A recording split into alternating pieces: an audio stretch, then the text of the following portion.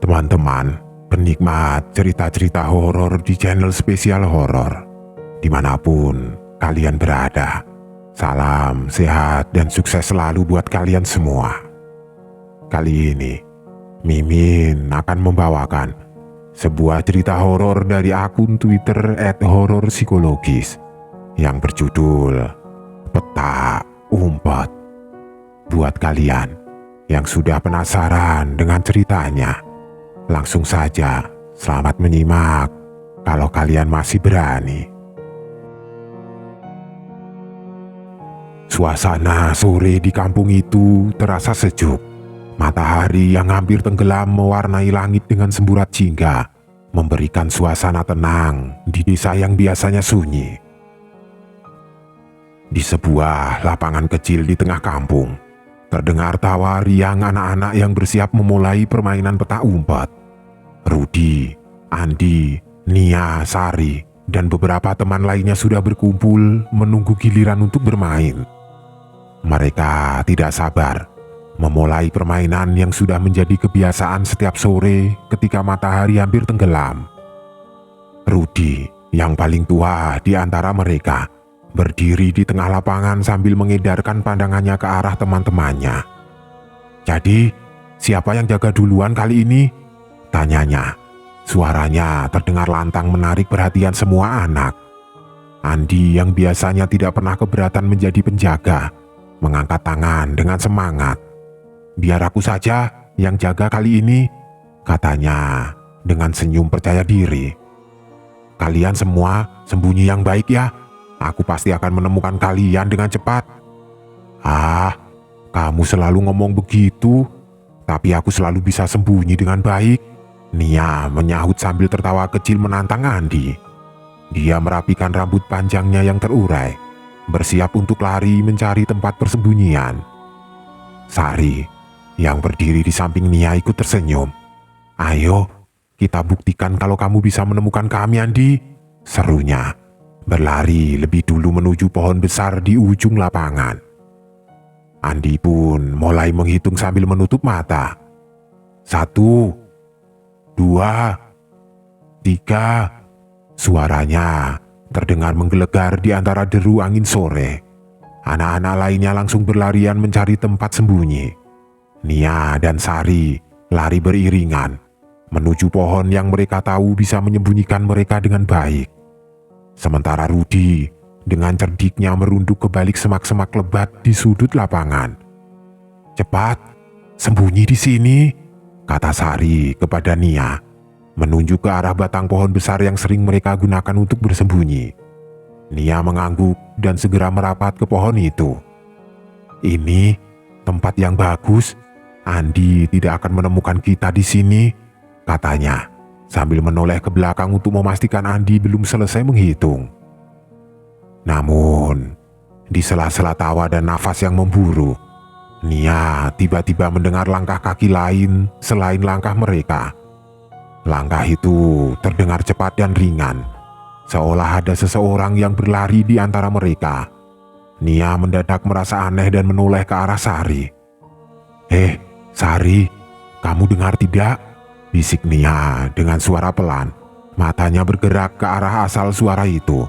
Sari mengernyitkan dahi. "Dengar apa? Maksudmu suara langkah kaki tadi?" Nia mengangguk. Matanya masih memandang sekeliling dengan waspada. "Iya, seperti ada orang lain yang lari, tapi aku tidak melihat siapapun selain kita tadi." Sari mengedarkan pandangannya mencari penjelasan.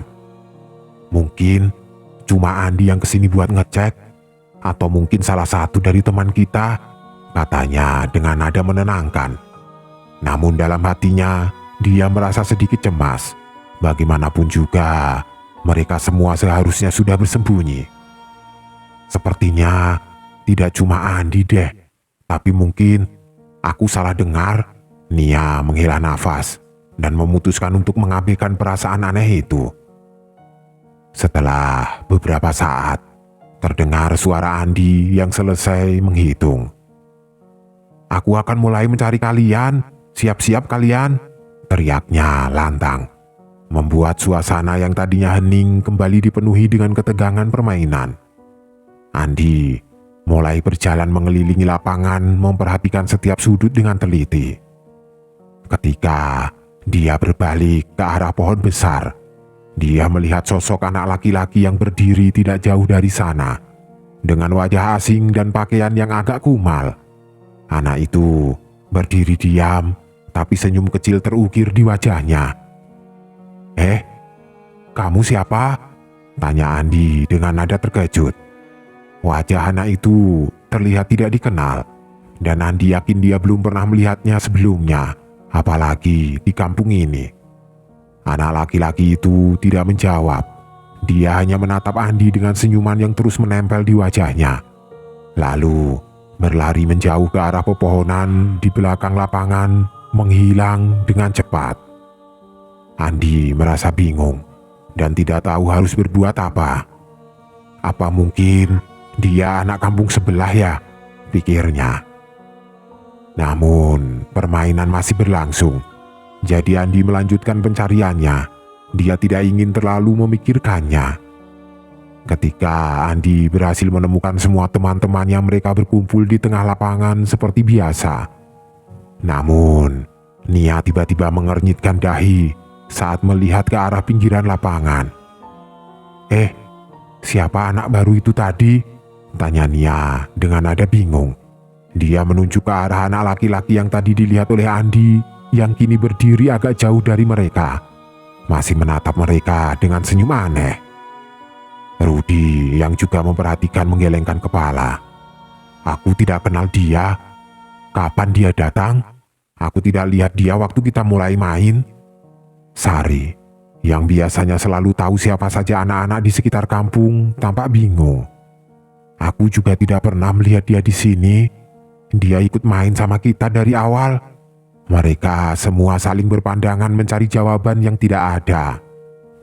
Anak laki-laki itu tetap diam di tempatnya, hanya menatap mereka dengan senyum yang semakin lama semakin membuat bulu kuduk mereka berdiri. Tidak ada yang ingat kapan anak itu datang, siapa namanya, atau dari mana dia berasal. Malam mulai menjelang, dan langit kampung yang tadinya cerah kini mulai beranjak gelap. Lampu-lampu rumah di sekitarnya satu persatu dinyalakan, menerangi jalan-jalan kecil di sekitar lapangan tempat mereka bermain. Meski kegelapan mulai menyelimuti, anak-anak tetap saja asik bermain petak umpet. Meski ada perasaan ganjil yang mulai merayap di antara mereka. Kalian sadar tidak?" bisik Rudi tiba-tiba, memecah suasana yang hening. Dia menatap ke arah anak asing yang berdiri agak jauh, masih tersenyum. "Aku tidak pernah melihat anak itu di sekolah atau di kampung kita sebelumnya." Andi yang berdiri di sebelah Rudi mengangguk. "Iya, aku tadi juga lihat dia. Aku pikir dia cuma anak kampung sebelah atau mungkin saudara jauh salah satu dari kita. Tapi kok tidak ada yang kenal ya?" ucapnya sambil menggaruk kepalanya yang mulai dipenuhi rasa bingung. Nia yang selalu cermat memperhatikan orang-orang di kampung juga merasa ada yang salah. "Dari tadi aku perhatikan dia tidak pernah ngomong, cuma senyum-senyum saja. Aneh tidak sih?" Nia berbisik pada Sari yang berdiri di sebelahnya. Pandangannya masih tertuju pada sosok asing itu. Sari menoleh dengan ekspresi serius. "Iya, aku juga mulai takut. Sepertinya kita harus tanya dia siapa sebenarnya. Soalnya aneh sekali kalau beneran dari kampung sebelah. Kenapa tidak ada yang pernah bawa dia kemari?" katanya. Suaranya bergetar sedikit. Nia menarik nafas dalam-dalam mencoba menenangkan dirinya. "Setuju, tapi siapa yang mau tanya? Sepertinya aku tidak berani deh." Pandangannya tidak pernah lepas dari anak asing itu, yang berdiri sedikit menjauh seperti tidak mendengar percakapan mereka. Sari melirik Nia dengan cemas. "Aku juga takut, tapi tidak mungkin kita biarkan saja. Ayo, kita dekati dia sama-sama," ajaknya dengan setengah ragu. Rudi yang mendengar percakapan mereka langsung menanggapi. "Sudah, biar aku saja yang tanya. Kalau dia memang dari kampung sebelah, pasti dia bisa menjelaskan siapa dia. Kita tidak perlu takut, katanya, berusaha terdengar meyakinkan. Meskipun dalam hatinya dia juga merasa ada sesuatu yang tidak beres. Akhirnya, dengan langkah yang pelan, Rudi mendekati anak itu, sementara yang lainnya mengikuti dari jarak aman menunggu apa yang akan terjadi. Rudi memberanikan diri dan berdiri di hadapan anak tersebut. Kamu siapa? Kok aku tidak pernah melihat kamu di sini? Tanyanya mencoba terdengar tenang. Anak asing itu tidak menjawab. Dia hanya menatap Rudi sambil terus tersenyum, senyuman yang terasa semakin aneh dan tidak wajar di bawah cahaya lampu yang mulai redup. Alih-alih menjawab, anak itu tiba-tiba melambai kepada mereka, lalu berlari menjauh masuk ke dalam kegelapan di balik pepohonan yang ada di pinggir lapangan. Tunggu dulu, seru Rudi, terkejut dengan sikap anak itu yang seolah menghindar. Dia ingin mengejar, tapi rasa takut yang tiba-tiba menyelimuti hatinya membuat langkahnya terhenti. Andi berlari mendekat. Kenapa dia kabur? Kok tidak mau menjawab? Aneh sekali, katanya.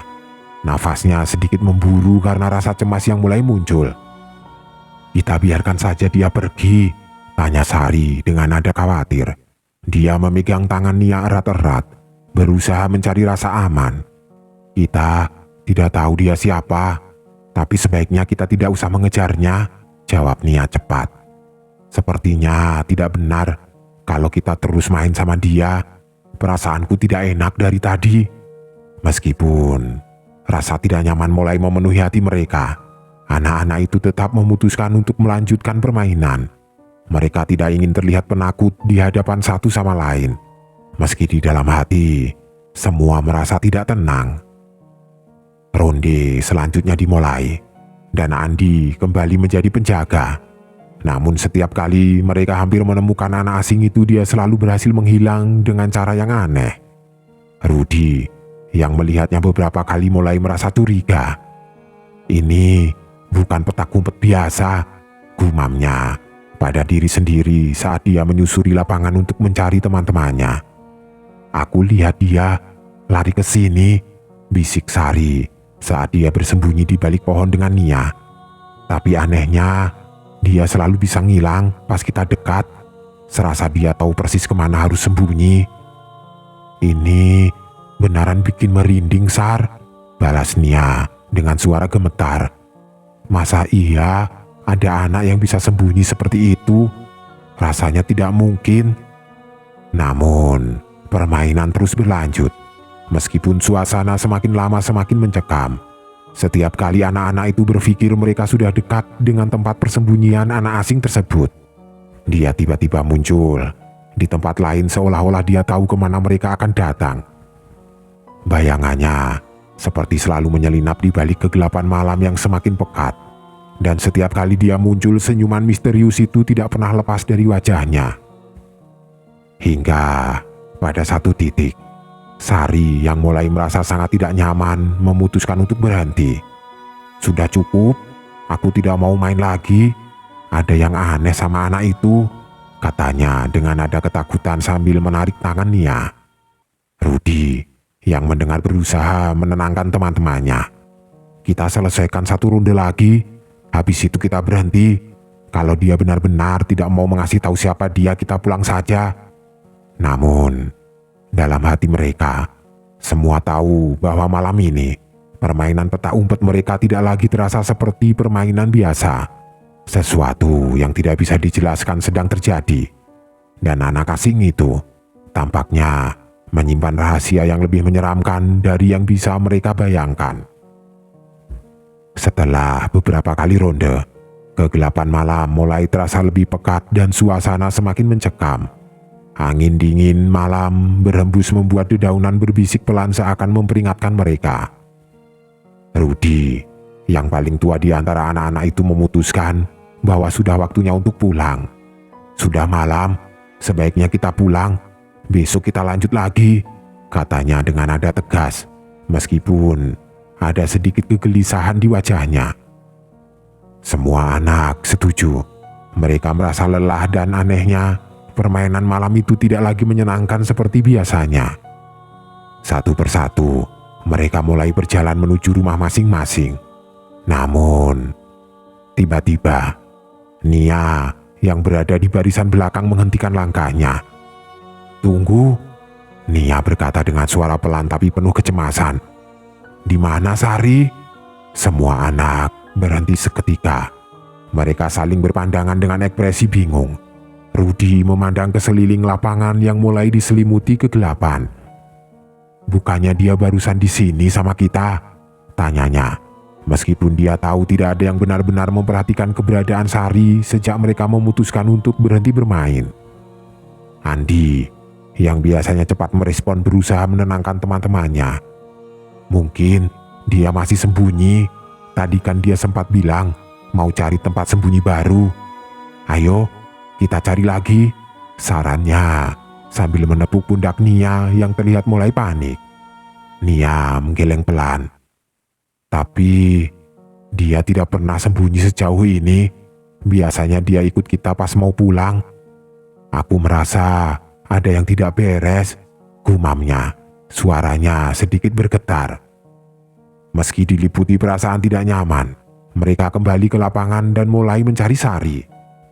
Suara-suara mereka memanggil namanya bergema di antara pepohonan dan semak-semak, tapi tidak ada jawaban.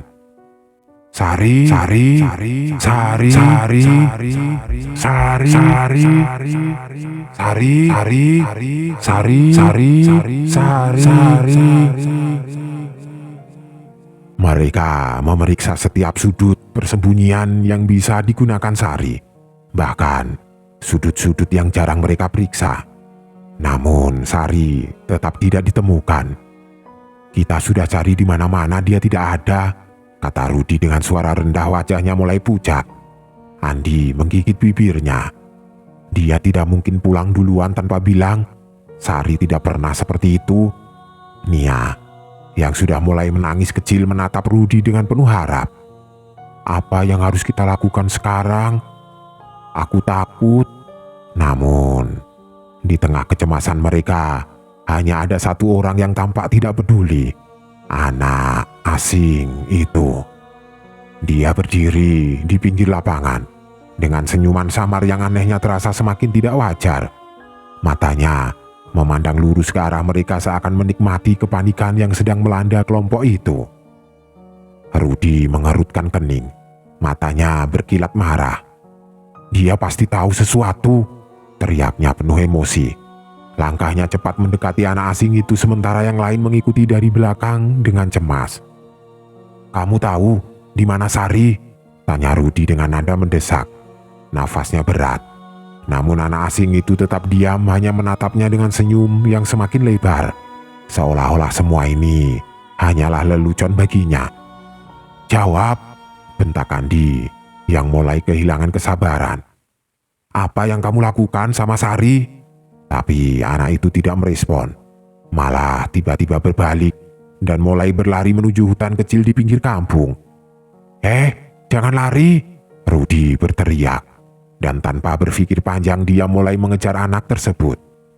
Andi dan yang lain pun segera mengikuti, meskipun perasaan takut semakin menguasai hati mereka. Mereka berlari, menembus jalan setapak yang semakin gelap. Suara langkah kaki mereka yang tergesa-gesa berpadu dengan desiran angin malam. Namun, semakin jauh mereka mengejar, semakin kabur sosok anak asing itu.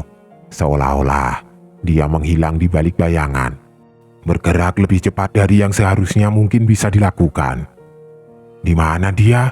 tanya Nia dengan nafas tersengal, matanya menatap sekeliling dengan ketakutan. Hutan itu terasa lebih dingin dan sunyi dari biasanya.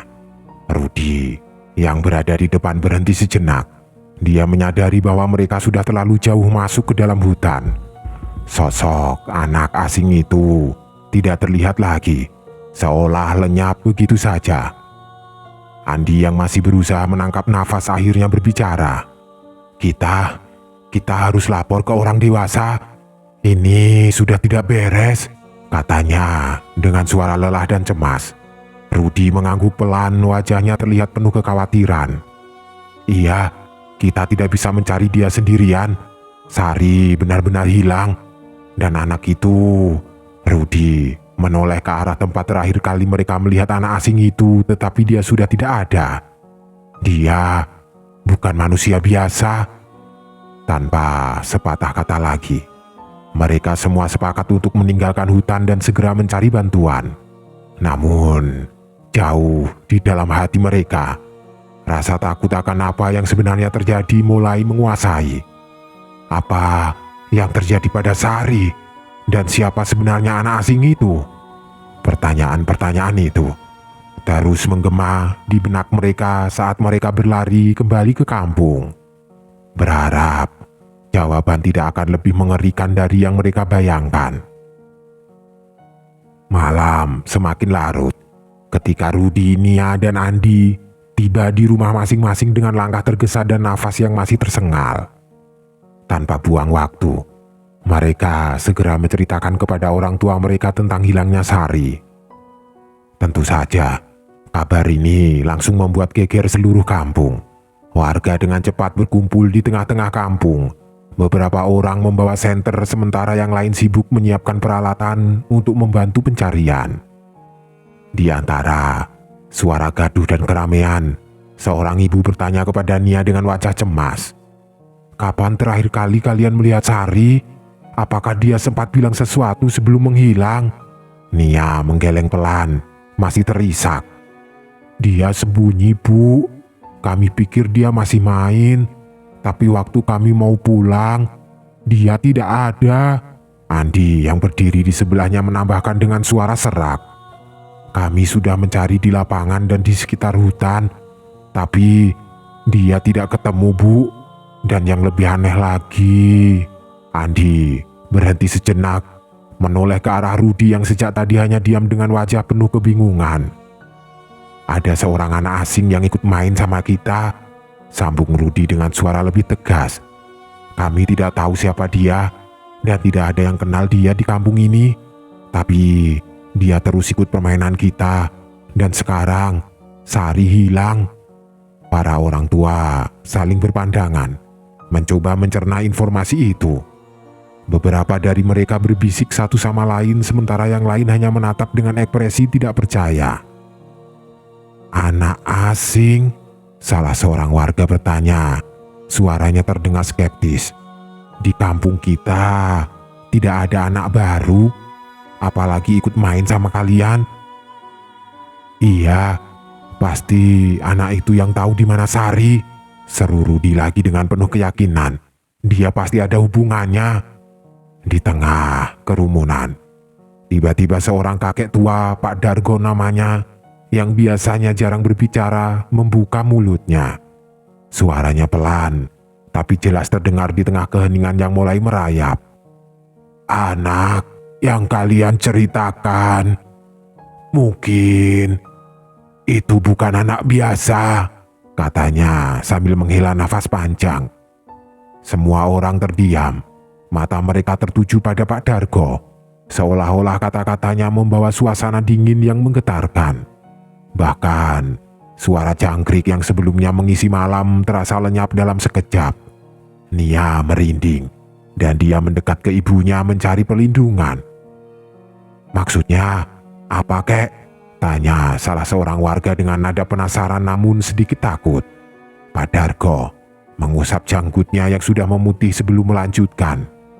"Anak itu mungkin bukan anak kampung atau dari desa sebelah. Legenda ini sudah ada lama, tapi hanya sedikit yang tahu.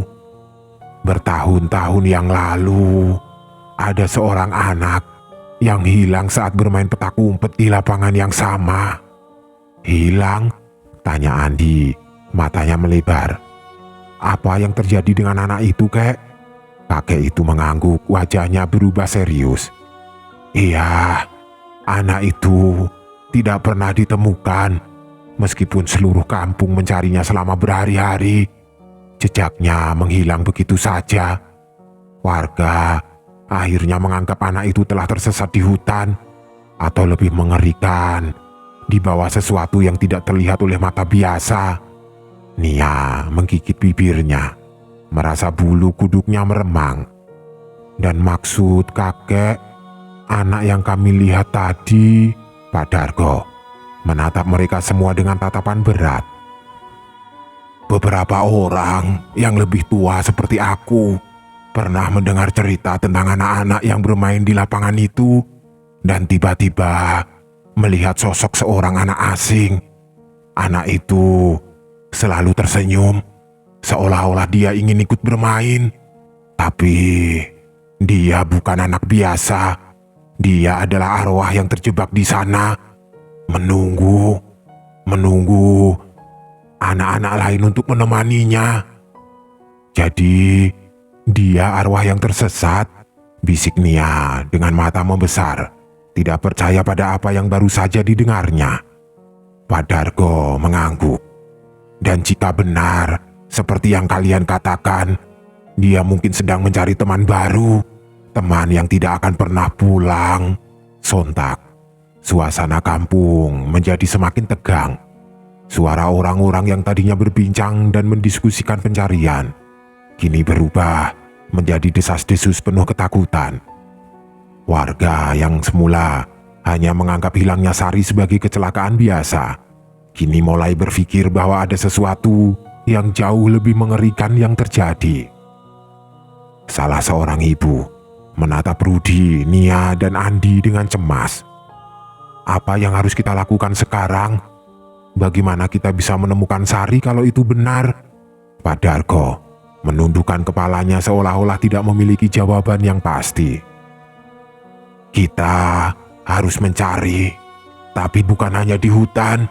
Kita harus hati-hati, jangan sampai ada anak-anak lain yang bermain di tempat itu lagi. Andi, yang merasa paling bersalah karena membiarkan permainan terus berlanjut, menggertakkan giginya. Kita harus temukan Sari.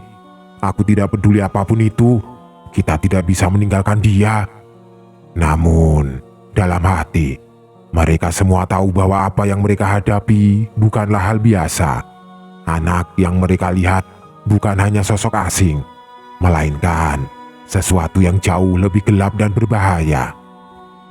Suasana kampung semakin sunyi, seolah-olah kegelapan malam telah menyelimuti mereka dalam ketidakpastian yang mencekam. Malam itu, para warga pun berjanji untuk melakukan pencarian menyeluruh esok hari. Namun, rasa takut mulai merasuk ke dalam hati setiap orang. Tidak ada yang tahu pasti apakah Sari masih bisa ditemukan, atau apakah arwah anak yang hilang itu sudah mengambilnya. Pencarian Sari berlangsung hingga larut malam. Para warga dengan senter di tangan terus menyusuri setiap sudut kampung, lapangan, hingga hutan kecil di sekitar desa. Nia dan Rudi berdiri bersebelahan, diam, hanya memandangi kegelapan yang seolah menyembunyikan sesuatu. Jantung mereka berdegup keras, dan rasa takut makin merasuk saat setiap usaha mereka menemui jalan buntu. Andi, panggil Nia lirih, mencoba menyamarkan suaranya yang gemetar. Kamu yakin tadi Sari sembunyi di dekat pohon itu? Andi yang sudah lelah hanya mengangguk. Iya, aku yakin. Waktu terakhir kali aku melihat dia lari ke arah situ. Dia menelan ludah, menatap pohon yang menjulang tinggi dengan cemas. Tapi dia tidak ada di sana. Apa mungkin dia terjatuh atau tersesat? Tanya Rudi mencoba mencari akal. Tapi kalau terjatuh pasti ada suaranya, balas Nia. Suaranya sedikit meninggi karena frustasi. Rudi memegang pundak Nia mencoba menenangkannya. Tenang dulu Nia, kita pasti bakal menemukan Sari. Namun dalam hati, mereka semua tahu sesuatu yang jauh lebih gelap sedang terjadi. Pikiran tentang senyuman samar anak asing itu terus menghantui mereka. Sosoknya yang begitu tenang di tengah hiruk-pikuk permainan, seolah bukan bagian dari dunia mereka. Rudi menggertakkan giginya. Anak itu, dia pasti ada hubungannya. Warga terus bergerak. mencari-cari di setiap tempat yang mungkin menjadi lokasi persembunyian. Namun, setelah berjam-jam pencarian tanpa hasil, salah satu warga akhirnya berteriak, "Sudah malam, kita harus berhenti dulu.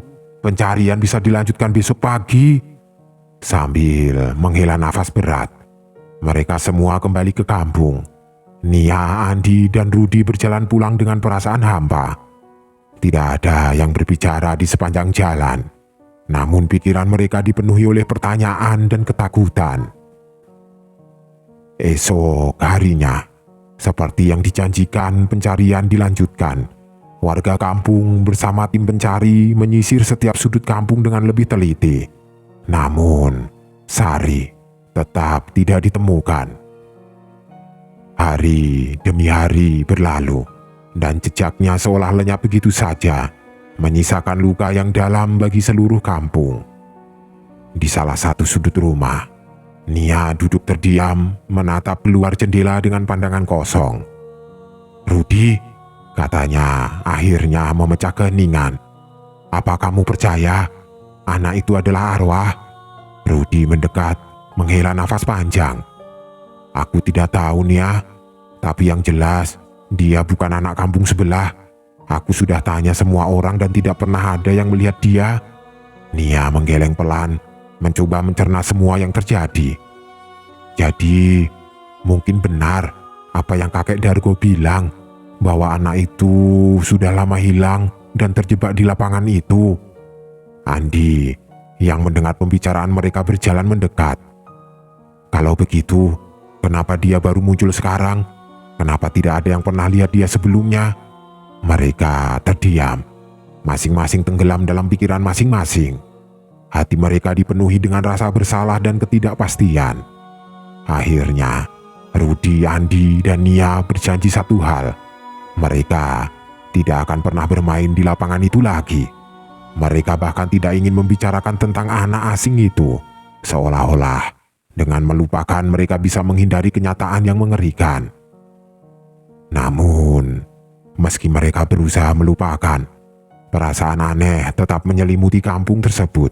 Setiap kali mereka melewati lapangan itu, ada getaran dingin yang merayap di kulit mereka.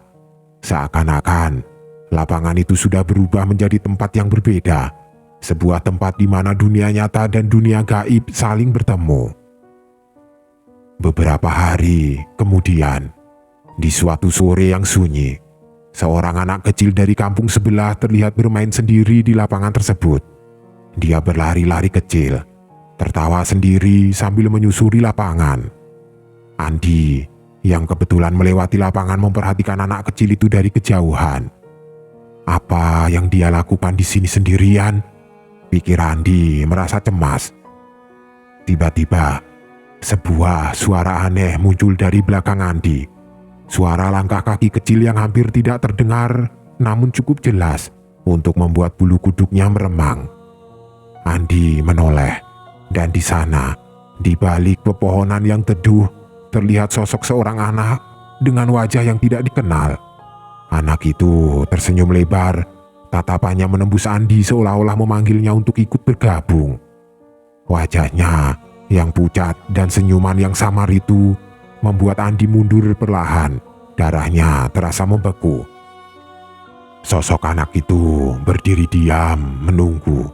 Matanya tajam seperti sedang mengamati calon teman bermain barunya.